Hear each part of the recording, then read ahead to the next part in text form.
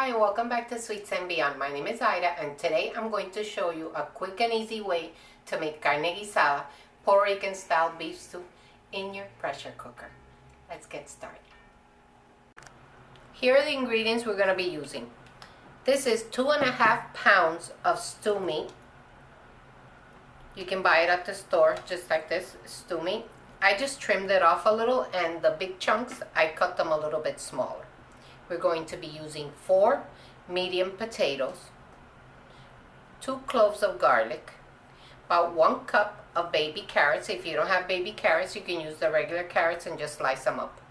Half a cup of sofrito, 2 tablespoons of all-purpose flour, half a little can, about 3 ounces of tomato paste, not sauce, tomato paste, about 2 tablespoons of olives, a packet of sazon, 2 tablespoons of oil. I use canola.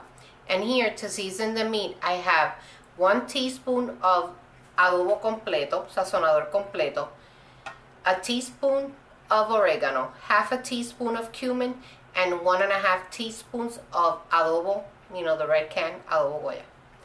This is all you're going to need to make carne guisada. So to the stew meat, I'm just going to sprinkle in all the seasoning. I'm going to mix it well together. And then I'm going to add a little bit of flour. The flour, I know it's very controversial, flour in beef stew. But one, it helps thicken the sauce so you have a nice thick beef stew. And it helps seal in all the flavoring that you put in to the meat. It doesn't run off into the sauce. If you put the flour and then we saute it, it'll stay on the meat. Trust me on this, you need to try this one. So this is my pressure cooker. I use the Power Pressure Cooker XL. It's very similar to the Instapot.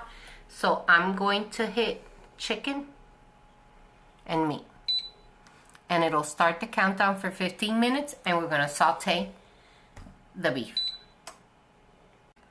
So I put the oil in here and it's nice and hot. It doesn't take long. And this is how the meat is supposed to look. I did not use the whole 2 tablespoons. You just need to coat it, but just like this. I use maybe about a tablespoon. And now we're going to put it in here. Oh, that nice sizzle. And you see how it's not that coated? It just needs enough. And we're going to slowly saute everything and then go on to the next step. Okay, so you see all those yummy brown bits already put in the sofrito.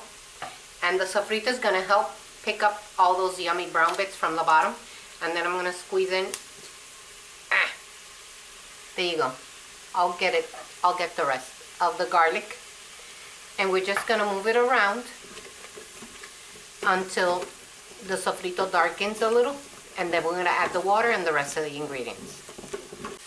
So now we're going to add 3 cups of water. I'm going to swirl it around, making sure.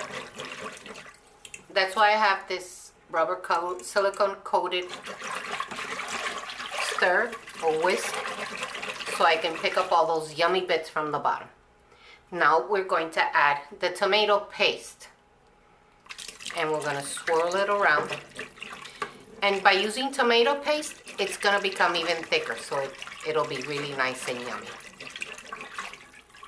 So if you like this video, give it a thumbs up. Subscribe to my channel. Hit that little bell so you get the notifications. And you just go slowly putting it in until it's nice and dissolved. Now we're going to add the beef with all the liquid in. Look at that. It looks like carne guisada already, but you know how much time you're going to save? If this was in a traditional stovetop, it would take you at least an hour and a half just to make this meat be so nice and tender. But it'll only take 20 minutes. Now we're going to put the lid on. This is all we need right now, because if we put the other vegetables, it'll be too much. they'll just disintegrate. So now what we're going to do is we're going to shut it off, and we're going to do chicken and time adjust, and we're just going to leave it for 20 minutes. When it stops the 20 minutes, it'll pressurize. When it stops the 20 minutes, we're not going to do a fast release. We're going to let it naturally release, so this way the meat will be nice and tender. Okay, so we'll be back when this says 0.